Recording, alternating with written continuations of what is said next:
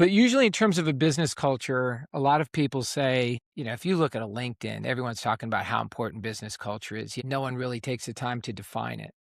So everyone has a culture. Sometimes it's understood and sometimes it's the Wild West.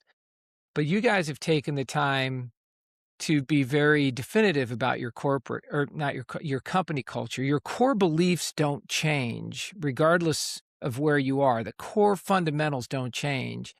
And you've taken the time as an organization to define what those are and then be able to coach that out, I assume, to everyone on the team, regardless of what country or state that they're in. Could you take them? Because I like this. This was my second best question because I think other people could really learn from it because people talk about culture all the time. And I work with lots of bar and restaurant groups, and almost none of them actually have it defined. And you guys have done that.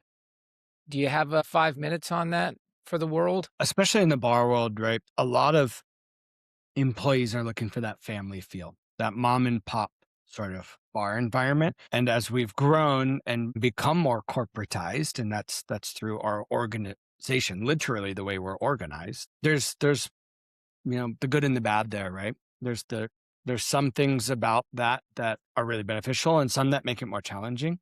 One of those things that actually on both sides of the equation is our structure, right? So we are very structured in a corporate way, if you will, but we managed to maintain a little bit of that family and mom and pop vibe door to door because everybody's local and because we're a little bit removed from being within the door. And like you said, core values, right?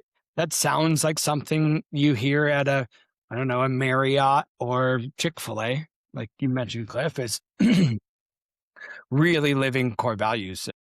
Um, we wrote core values, when was that? 2018 or 2019. Gin and Luck was created to sort of become the umbrella company for our different brands. And originally we had, I don't remember how many. Let's say it was 8. Might have even been more than that. And they're individual words, and it was just a list of words. It didn't really mean what it was intended to mean, Mhm. right? Mhm. And if you had asked an employee what the core values were, they could list half of them, maybe. But we realized, and this was learned from bigger organizations who have great culture, that creating these core values that we truly believe in, that we can define, and that more importantly, we can live by and impart on our employees and use it for praise, but also use it to explain why they did something wrong Mhm. or not the way we would have liked them to, was huge. So, we've narrowed it down to 5 and they're well defined and we refer to them constantly. Everybody can name them. We truly use them for accountability, both good and bad. And that sets the tone. It really helps. Okay, this is who we are, who we want to be, how we believe we should act as human beings. And that's the first step to really creating some culture, right?